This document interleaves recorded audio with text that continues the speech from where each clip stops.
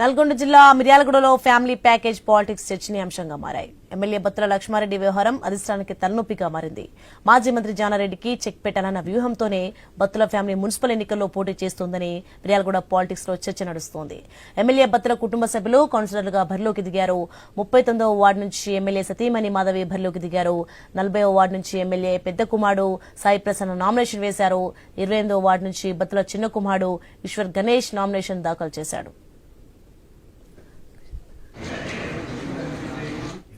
బత్తుల లక్ష్మారెడ్డి వ్యవహారంపై TPCC serious అయింది. MLA వైఖరిపై ప్రత్యర్థి వర్గం అసంతృప్తి వ్యక్తం చేస్తోంది.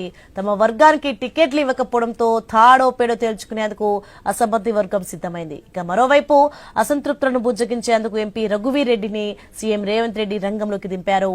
ముఖ్యమంత్రి ఆదేశాలతో రఘువీర్ రెడ్డి అసంతృప్తులను బుజ్జగించే పనిలో ఉన్నారు.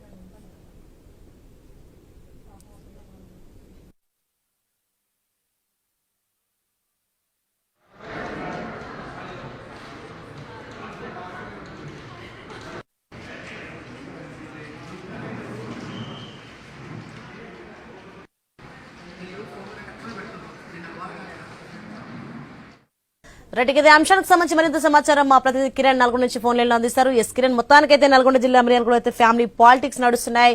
మొత్తానికి జానారెడ్డికి చెక్ పెట్టాలనే